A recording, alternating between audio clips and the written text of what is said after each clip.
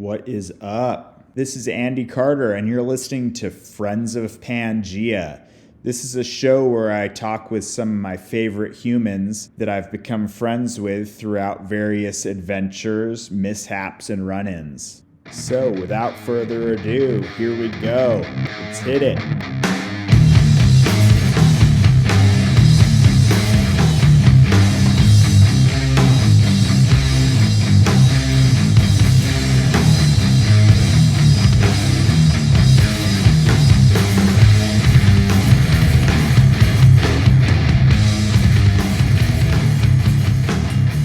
So episode number 1, let's be honest here, I've got no idea what I'm doing. I'm just winging this, never done it before, no experience in this type of thing at all. So bear with me. Luckily, I've got interesting people to talk with, and I have no idea who's going to want to listen to this show, but I just know through all my adventures in my life, I've run into, become friends with, interacted with some very interesting people. And I just kind of want to use this as a way to document and record those people's stories. This is just purely people that I've enjoyed spending time with. Most of them will be probably in the custom motorcycle world, but not everybody. And so let's get after it. All right, the first guest on the show goes by the name of Jason James. I thought that Jason would be a really good first guest on the show, seeing as how Jason is pretty much the guy who opened my eyes to Harley choppers. Prior to knowing Jason, I was into motorcycles. I'd grown up riding dirt bikes. My dad was into two-stroke Japanese sport bikes. My uncle is into Harley choppers. My friend Jeff Hepworth, he had a Sportster, but I just didn't really understand the allure to the Harley. They just seemed fat, slow, heavy, kind of poor braking, low performance. And Jason is the guy who showed me what was up. He and I were working at a hot rod shop in Southern California, and he was building a Sportster chopper at night in this little one-car garage at his apartment complex. Jason was nice enough to let me bring my Yamaha RD 350 up there, and the two of us built these bikes out of his little tiny one-car garage. Basically zero tools, one outlet where we had to unplug the garage door opener to get the power off of the garage door opener. And through that process, he was nice enough to kind of show me the ropes and kind of get me on track for loving choppers. So one of the things that I find really interesting about me and Jason's friendship is that it didn't really start off on the best foot. I was probably 21 or 22 years old, living in San Diego area, working at this hot rod shop, and admittedly, I had a bit of an ego about me. And one day in strolls this blonde-haired kind of cowboy-looking guy. He's wearing like sort of cowboy boots and some tight Levi's, and he had a Corona beer drug rug sweatshirt on, and I was just instantly like, oh my God, who is this dude, So my boss brings him over to everybody, on our lunch break or whatever, and it was just like, hey, this is Jason. He's moved here from Nebraska. He's going to be the new fabricator at the shop. So since this is a audio recording, you're going to notice immediately Jason has a very unique voice. Jason's got an animated voice like a cartoon character. So me being the asshole that I am, I turn to my coworker and I'm like, what's up with this Mickey Mouse cowboy dude? Like, are we really going to have to hang out and work with this dude? And to this day, that is one of the biggest regrets that I've had in my life. And I just can't believe that I was about to let my preconceived notion and my tendency to judge a book by its cover potentially erase all of the good times that I've ended up having with Jason. And so I'm just glad that Jason didn't let my ignorance ruin our friendship. Jason is probably one of the toughest guys I've ever met. I'm not talking jock tough. I'm talking the guy is from Nebraska and South Dakota, and you get your car stuck in a mud bog, and he's got some crazy rig to get you out. I mean, this dude one day on a Friday afternoon decided he wanted to go to Speed Week. He hops on his Sportster that the seat wasn't done yet, so he rolled up his sweatshirt, and that's it. He sat on the sweatshirt, rode the thing from Southern California to Bonneville Salt Flats, slept on the salt, watched the racing, hopped back on his bike, went to the car wash, had a guy spray him down at the car wash, and he rode back to Escondido and was back to work on Monday. Didn't even blink an eye. This dude can tune a carburetor from a mile away. You've got some sort of old American car. He knows literally everything about it. And he's just a great stand-up dude. And I couldn't be more honored to have him as the first person on this show. And so say hey to Jason James. I'm Jason T. James. Everybody calls me Sparks. From Nebraska. I live in Southern California, up in the mountains outside San Diego. Instagram's Jason James 4523. 48 years old. That'd be me. Welcome on, Jason. Thank you. Let's give him a little preface of where you're at right now, like your what you've been up to the last couple days or whatever, so that you kind of give the listener a little heads up on where you're at. I've been up for 24 hours driving truck and trailer, hauling cars back and forth between Utah, Nebraska, and California. Currently, I'm drinking tequila and eating Girl Scout cookies. A little bit tired, kind of delirious. and where you headed, or what's next on your route? I gotta go to Kimball, Nebraska, and pick up a '69 427 Corvette for my cousins and bring it back to California to sell it for them. Nice. So if anybody's looking for a Corvette, hit Jason up. Let me get it running for you. There you go. Obviously, you have a very interesting tone to your voice. Yep. Has that ever led to anything interesting, crazy, it's some sort of wild situation? Yeah, I don't know. Actually, I've had kind of a funny sounding voice since I was a kid. But, and I got made fun of that when I was a kid. So I had to get good at something. Mm-hmm. Make up. Sort of Johnny Cash situation, like a boy named Sue, sort of. Oh, fuck, yeah, you're not the only guy who said that. Yep. Yeah, something like that. Yeah. So I started working on cars. I grew up in Nebraska, in the middle of nowhere, a little bitty town, and you're either a cowboy, a mechanic, or a truck driver, and sometimes you gotta do all three, so you do something or die. So yeah, here I am. Okay, so when was the last time you did something for the first time? That's probably one of my favorite things to do, is to do something for the first time. Like, I get an adrenaline rush out of that. And I don't know, I have a girlfriend in Mexico. I don't speak Spanish, so I got a passport. There's a lot of first times going on there. Yeah, it keeps you pretty busy. Drive across the border, walk across the border, and you can't read the signs or speak the language. Yeah. It kind of keeps you on your toes.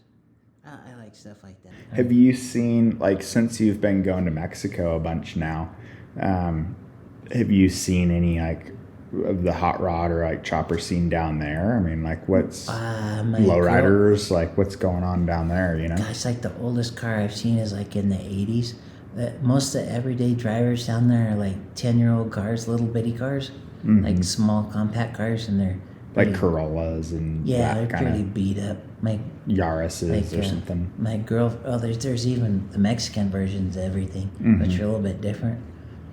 Like my girlfriend calls it besitos, like little kisses. Everybody bumps into each other and they just keep going. So every car's got a little ding or dent in it, and you don't see anything hardly over the 80s. I saw like a couple El Caminos, some. Like, what about C10s? Like when I have been in Mexico before, some of my If you get friends outside of Tijuana, I think things get a lot older. But my friends that live down there say that there's like a whole language of horn honking. Oh shit! Yeah. Has she told you about that, or do you know anything about that? Yeah, my girlfriend is like, nobody honks at each other up here. I'm like, yeah, because they'll shoot you if you start doing that. So everybody honks down there. You stay the fuck out of the way of the buses. The buses got the right of way. And alto kind of means stop once in a while. And it's like a suggestion. Yeah, there's 3-lane roads, and you just keep from running into each other. And it's like, I like Mexico because I really like Mexico because it's like, it's more raw, like there's it not seems all like the to rules. me it kind of seems like own. it's like the 50s in the US, like or something like there's rules but they're bendable kind of, and like you're on your own, and if you recognize that and you're doing your own thing, you just fucking do your own thing. Yeah, like responsibility and accountability is like real still, and it's just more real.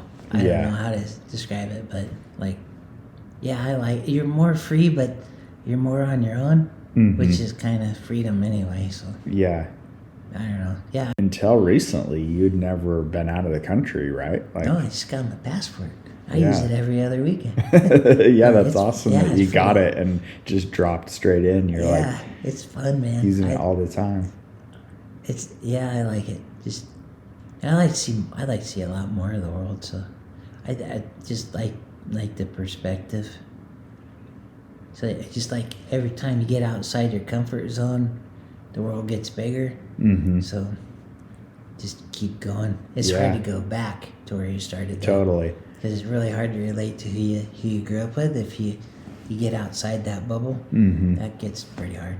But and like one of the things that I've noticed, like, you know, now that I've traveled outside of the country a lot more, is the stuff that you can't take back, like you can't put the smoke back in the candle, like once it happens, like I went to Sweden and we rode motorcycles around Sweden for like a week, and I think I saw like 3 stop signs, you know, because they just have a bunch of like roundabout intersections and yield signs basically, and it's just, once again, there's accountability for each other and you drive accordingly, and they don't need to have a stop sign every block, you know.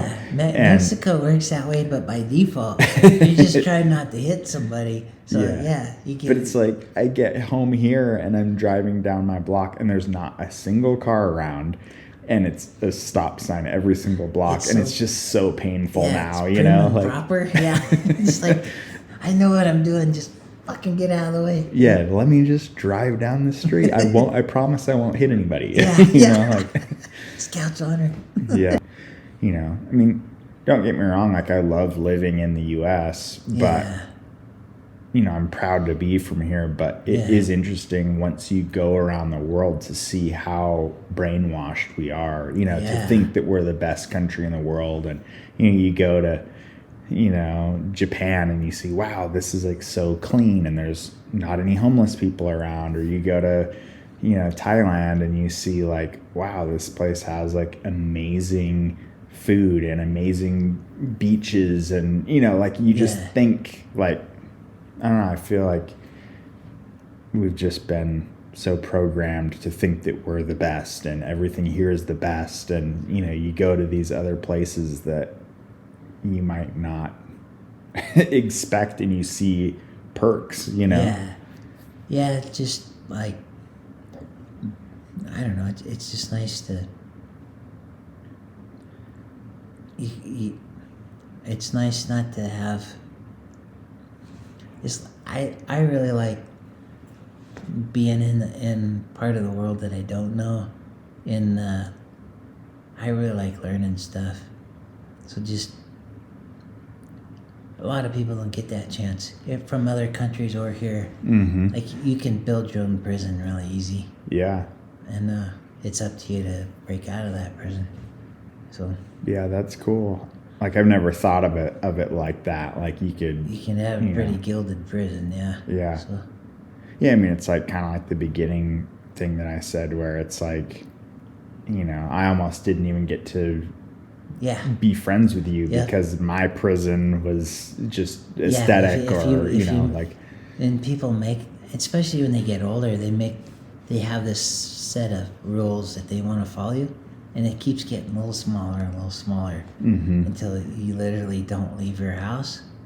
And then if you do that long enough, you can't leave your own house. Yeah. So. Or you get like this jaded set of like ideals that didn't really even probably wouldn't have existed if you would have gotten out and met other people and seen how their lives work, or it takes it takes more than one. Your ideals are just one person, and like if you take the time to look at it from somebody else's point of view, you'll find stuff in common and stuff you didn't know. Like, Jesus, you only get to live once. Mm-hmm. Like, don't waste it. Yeah. I heard like that reminded me. I heard a thing yesterday, and they were saying, that if I can't remember where I heard that, but it was a guy saying that if you treat everybody like I'm trying to think of what they said. It was like, if you treat everybody that you meet like they know something that you don't, then you can really learn a lot, like and a lot of people that do that. I like being around people that are smarter than me. God, the world gets bigger, man. Mm-hmm. I don't want to be the big fish in a little pond. Yeah, that's the worst. Fuck yeah. Like you just aren't. You're gonna get stuck in time at that point. Mm-hmm. Like I want, Jesus, keep growing. Yeah. Like I don't know. Yeah, I like being around people that I don't know that know more than me, because I get to go somewhere new. Yeah, it's cool. You get to you can pick up and you can learn something new. That's what I like about motorcycles or choppers is it's God, I don't know, you can, it's almost like metaphorically you're going somewhere new. Mm-hmm. Like I like, what do you mean by that? Like, God, like you,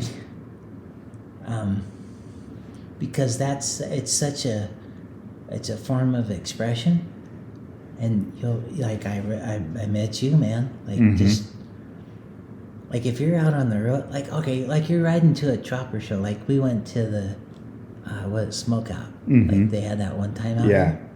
Like so, you start riding from like 500 miles away, and you're all by yourself. You're on a bike, maybe you just built, and you're just trying to keep the thing running. You're wondering if it's going to keep going, and you know everything about the bike, and you're kind of keeping track of it. Yeah. And then you kind of get in the groove of it, and everything's working pretty good. You get closer to the show, and you start seeing other people coming from other directions. And you get pretty close to the show, like 30 miles away, and you're starting to see a shitload more bikes. You're like, damn, this is pretty cool. Like everybody's coming from different directions for the same thing. Yeah. But it's from a different angle. And so. Yeah, like all of those. Like it's kind of crazy to think about. Like each person had their own story, their own breakdown, and it's all their coming to own the same place. Yep. yeah, their own rainstorm, or Yeah. they're stoked that their bike's working. Yeah, You you're know, kind of like, excited, like, damn, this is kind of like overload. You get to see all this cool shit from somebody else's idea, and yeah, that's pretty cool. yeah. And then you gotta ride home, which is sometimes kind of a bummer because you're hungover and you're like, fuck, I gotta ride home. But yeah. I still remember at the smokeout, we were like standing there, and that dude did the burnout. Yeah. His bike lit on Burn fire. Yeah. It just burnt to the ground. But that was crazy. That was a wild trip. Like, Oh yeah, man. You guys rode down. yeah, it was like snowy. Jeff got sick. Damn. Do you remember we got this hotel room, and then all of our clothes were wet. Damn. Do you remember this? And I put my underwear in the microwave in the hotel room, and it worked. It dried them out. Yeah. So then Jessica was like, hey, like, can you dry my shirt? And she had only brought one shirt on the whole trip. And I put it in the microwave, and it burnt a hole through like right in the middle of the chest of the shirt.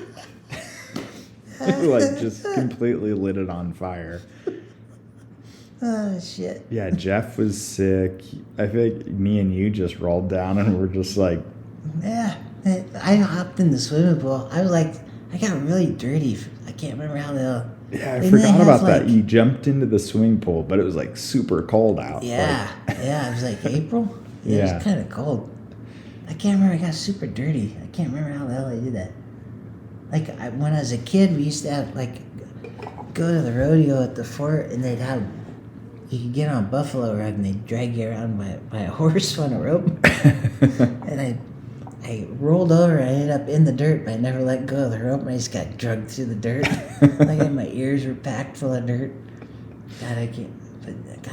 They also had that mini bike race too. Yeah. The like tote goat bike race. Yeah. I bet that, because I remember that was kicking up a ton of dirt too. Yeah, maybe that's what it was. I don't know. Yeah. Yeah. That was fun, man. Okay, so if you only had one album to listen to for the rest of your life, what is it? Damn. And it's like one album. Rolling Stones, Let It Bleed. Okay. Why that one? God, I tell you the truth, I can't stick with an album. That's probably You have to, though. Let me take that back. That's a really damn good one. I would have to say Chuck Berry Greatest Hits, because I rode in the back of an El Camino from Nebraska to New Jersey, and I had that tape. Damn. And a Doobie Brothers tape. So I know them albums really good. Yeah, I'd say Chuck Berry. Yeah, if you can make it across the country on that, then you know you can handle it for a while. And everybody copies Chuck Berry, so if you kind of go back to the start. Yeah, that makes sense. Okay, morning person or a night person? I've been a morning person because I had to. Mm-hmm. I've worked every hour of the day, and I'm doing it right now. Yeah. So I'm probably a morning person. My dad got me started on that. I remember you telling me about your dad waking you up one day for high school or something. When I was about 17, it was probably 6 o'clock in the morning, and he shot a .22-250 rifle out of my bedroom window, like 2 foot away from me. So, why did he do that? He was shooting at a stray cat. Okay. I was on the second floor. Shot right through the window screen. I just sat up in bed, and my ears were ringing, my eyes were burning, and I'm like, what the fuck today's gonna be like? So after that, I just kind of, morning person. That shot you into that. Yeah. I want to hear about your dad and the gun going off in the truck. Oh yeah. Situation. Yeah, that truck got shot twice. Yeah, it's 79 Ford, big up short box 4-wheel drive. And so he was driving to work one morning, like 4:30 in the morning, and he's like half asleep. Had the same rifle, was sitting on the seat next to him, and he's going down the highway, and he leans over and pulls the trigger to see if it was loaded, and it was. And he ran off the road. I mean, what did he expect was going to happen if it was? I have no idea. I don't know what the plan was. I'm kind of like that too, but yeah, I shot a hole in the floor, ran off the road, just insulation floating in there, and later on he put a screw in the floor to keep it from leaking or something. I shot the same truck like 10 years later, accidentally. So how did that shape up? How did that happen? I walked out of the back of the house with a loaded 22, and there was a pheasant just taking off the ground. And I shot from the hip, and I missed him. And the pickup was like 100 yards back, and I shattered the windshield. It was a cool pickup. Well, the next question I was going to ask was, how did you get interested in cars and motorcycles and customizing them? Oh, man. I mean, I feel like you kind of talked about that at the beginning, but maybe you could, touch a little bit deeper on that. I got that from my dad because he didn't really work on cars, but he was a really good artist, really good pinstriper. Kind of a Von Dutch style, like... Your dad was? My dad, okay. Yeah. And you couldn't ask him to stripe something. He'd stripe something when he felt like it. So, and it'd just be random stuff, but it just really kick ass. Mm-hmm. So he always had old Street Rodder magazines and Hot Rod magazines around. And being from the middle of nowhere, that stuff was just like it was from outer space. Yeah. So you didn't see cars that had chrome wheels on them or anything like that. So yeah, I guess maybe that's another question, is how did he get into it? Because like being out there, that seems like kind of crazy to. I've never asked him that. He grew up in like the 50s. I don't know how he got into hot rods. And did he always live in that area? He lived in Florida for a while. Okay. My dad kind of bounced around between Florida and Nebraska, so. But even where he was at in Florida, it wasn't super popular seeing hot rods. So I think that's the coolest thing, is when you live in the middle of nowhere, when something like that shows up, it's just like it's from outer space. Yeah. And so it really gets your attention. So. Yeah, that's like one thing that I find really interesting is like, even like being into choppers out here. You really start to respect it when you see one. Maybe it's not perfect, like maybe it's not like total showstopper, but like it doesn't have to be. Out here, when you see a panhead going around, you're like, it's cooler, I think, to see something like that like out in the wild than it is to go to a show that has 1,000 cars or 1,000 bikes. And even like like living in Southern California, you just see that stuff around more, but out here it's like, it's almost, you appreciate it more. Especially like for us, like finding, barn find choppers and stuff out here is kind of hard, because especially for Utah, like, in the 60s and 70s when that stuff was going off, like Utah was pretty conservative and pretty uptight, religious, Mormon, and so like, this wasn't where bikers wanted to come, So like when you find a bike out here or a hot rod out here, it's like pretty impactful, The same thing where I grew up, except I was pretty close to where Sturgis was. Mm-hmm. So once a year, I remember when I was a kid, because I lived really close to the South Dakota border, because you had to wear a helmet in Nebraska and you didn't in South Dakota. So I remember riding in a pickup with my dad and going up to the border and during Sturgis. Mm-hmm. And there would be hundreds of helmets laying in the ditch. On the fence People just post. bailed on them? Yeah, as soon as they hit the border, throw the helmet off. And a week later, come back and find your helmet. But there'd be hundreds of helmets. And people didn't steal them? No. Crazy. Nobody gave a shit. There wasn't anybody there. Yeah. Yeah, that was cool. And I haven't seen that since then. But that's crazy. So that was like, what's going on? I had to figure out, who these guys were. Yeah. And one of my best friends, his dad had a gas station in town. So during Sturgis, like at the end of the week, you see these guys kind of straggling back on bikes they built. Mm-hmm. They'd pull into the gas station and we'd be at the counter, and he'd trade like a pack of smokes for a gallon or two of gas to get a little farther down the road. It was just like, that's cool. Yeah. And that's something you don't see anymore either. So. Yeah. What about something that you do see every day that you got in Sturgis? Oh, shit. Damn. It's not the same. It's not the same. No, I'm talking about. Oh my I'm God. talking about your tattoo. My tattoo, yeah. God, when was that? Early 2000s? Yeah, I had a sport. I lived in Rapid City down the road from Sturgis. Rode my Sportster up there. Started bar hopping. I ended up in Buddha's tattoo shop. And I got this tattoo. There was a deaf girl next to me getting a tattoo. I remember that. And the guy was in such a hurry because it's Sturgis week. It's not even on my arm square. This is like a skull and crossbones with like sort Pontiac, of a pinstripe. Yeah, Pontiac emblem. Oh yeah, yeah, Pontiac. Something like that. Yeah. So I get this. Dead center. Well, not quite center, but on his forearm with basically no other tattoos around it. I got another one on my arm. Oh yeah, This there is you an go. 8. So. But that one, like, do you put so much ink on my arm, I could taste the ink. It's like vegetable oil, man. Like, wow. That was a lot later, but yeah. So I'm riding back to Rapid City.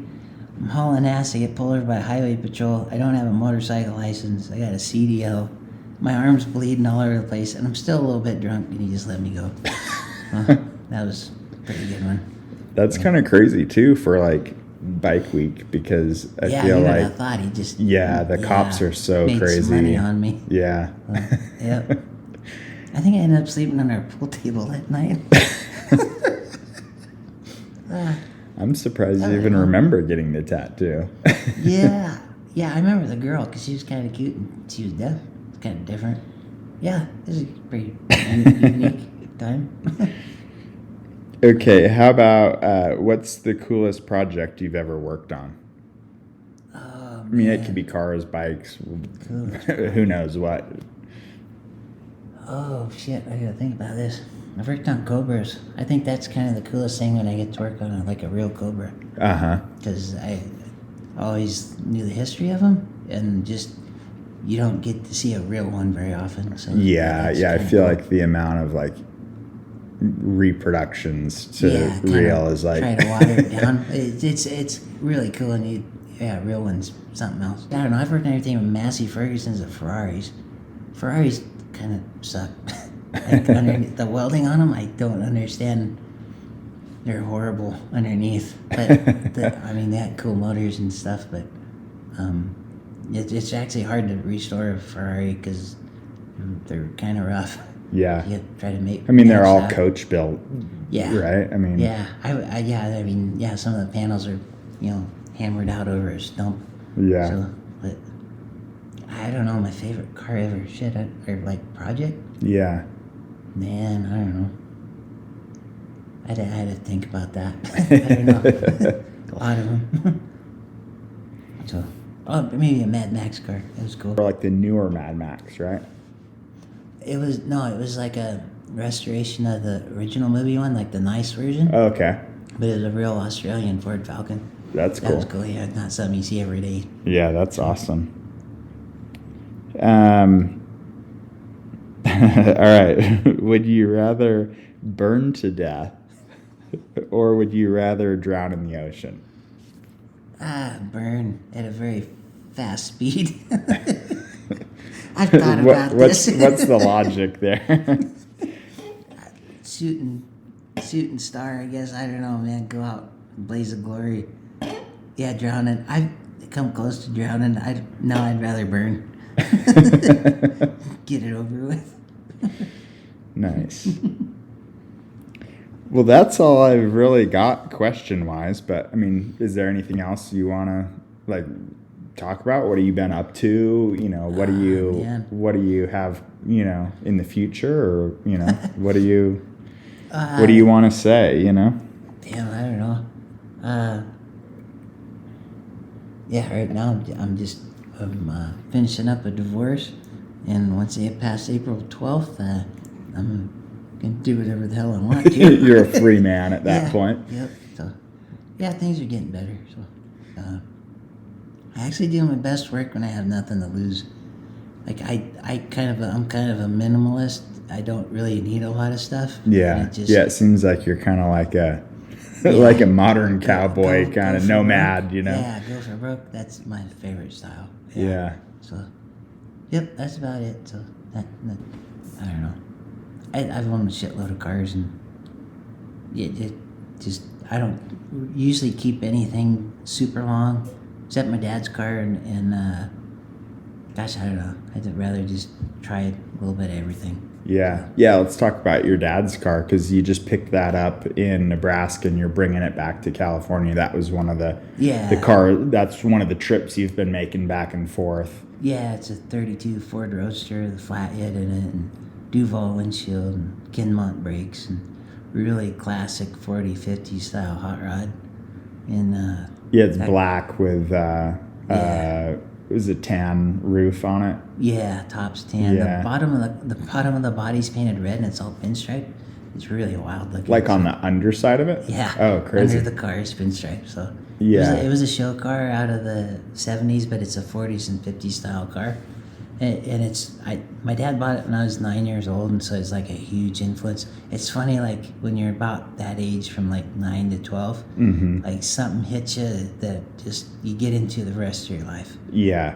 Yeah, it seems like that's kind of like the music that you like in junior high, early high school, Yeah, you the can't cars, the bikes, you Yeah. know, the style of that stuff, just sort of. And you build off of that that influence. Sometimes it can be good, sometimes it can be bad. I mean, sometimes Yeah, it if can you ruin get your stuck life. in it. Yeah, it can ruin your life.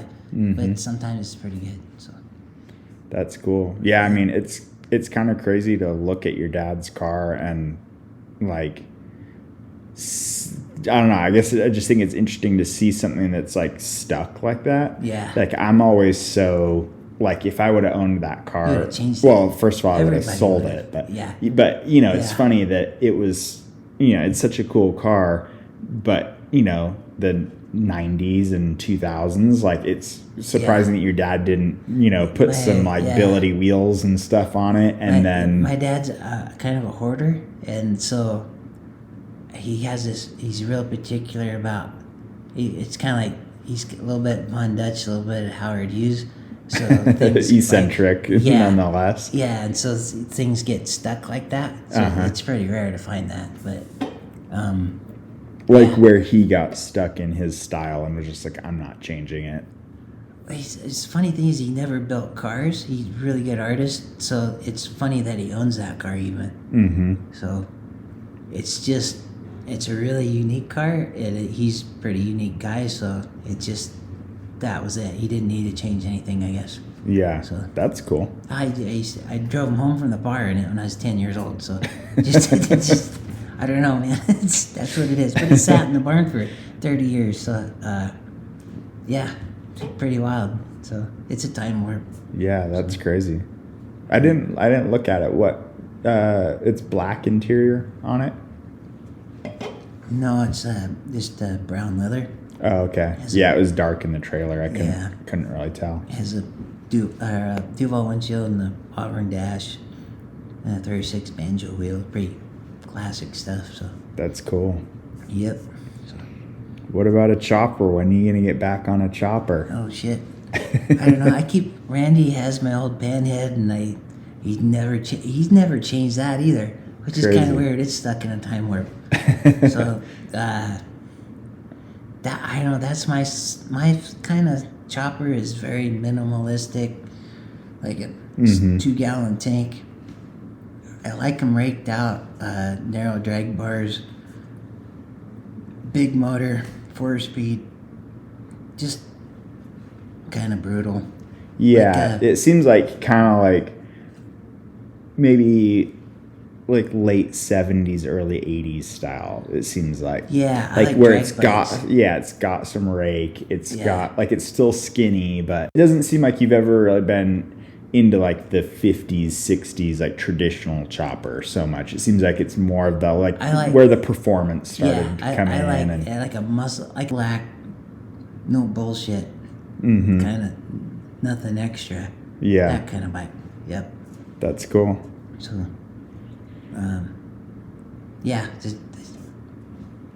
yeah, I like hot rods and bikes because it's an inanimate object that somebody puts soul into.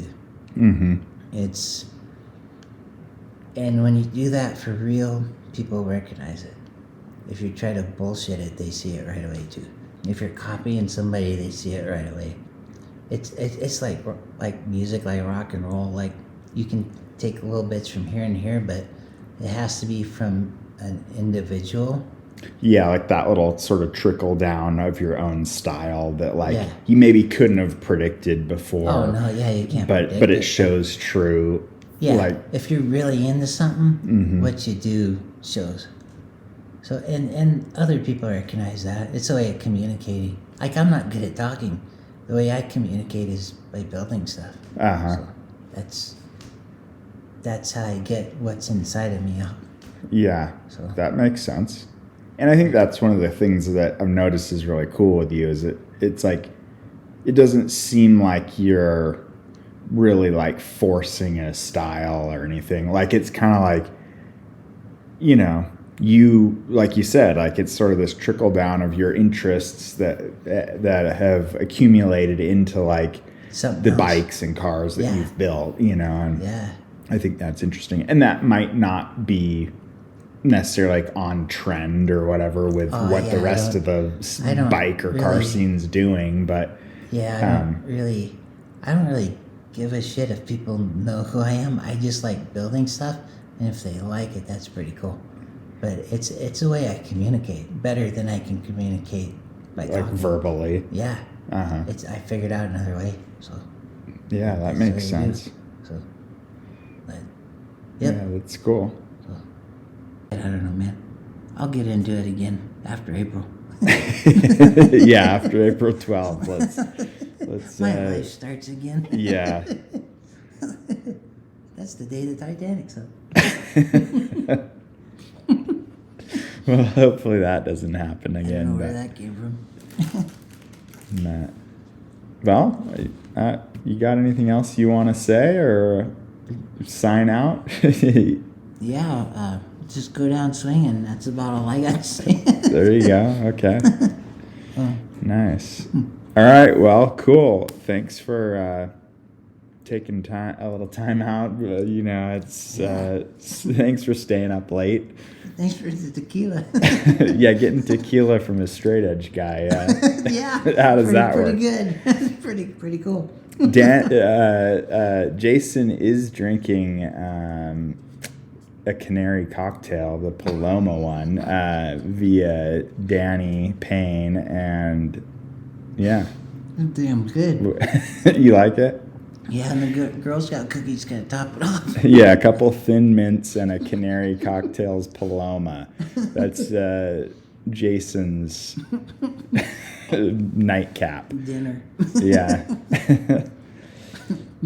All right. Well, thanks again, Jason. Good luck on the rest of your haul, and drive safe. Thanks, man. All right. We made it through the first episode.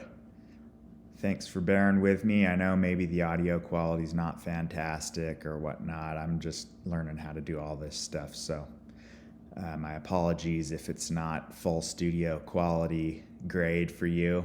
Just think of it as the chopper version of a podcast. So a little rough around the edges. But yeah, thanks for taking your time and listening to this. And, now you know a little bit more about my friend Jason. If you want to know more about him, check out his Instagram at jasonjames4523. And if you haven't found my Instagram page yet, it's at Pangea Speed. Also, if you want to check out my website, it's pangeaspeed.com. You know, if you like what I'm putting out, it'd be awesome if you could support, get a t-shirt or a hat or some parts for your new chopper project. The song at the beginning is from my friend's band. It's called Tamer Lane. Check them out if you like heavy stuff. And yeah, so I'm not sure when the next episode's going to come out or who it's going to be. I just, I don't want this to feel like a job. I don't want to feel obligated to any of this or force it in any way. This is just, like I said at the beginning, this is me just kind of recording in history my friends, and that way we can all, maybe you guys can learn about somebody that you didn't know about, and maybe when I'm old, I can look back and have conversations with my friends. So documented, So yeah, I guess we'll catch you on the next one. Thanks again.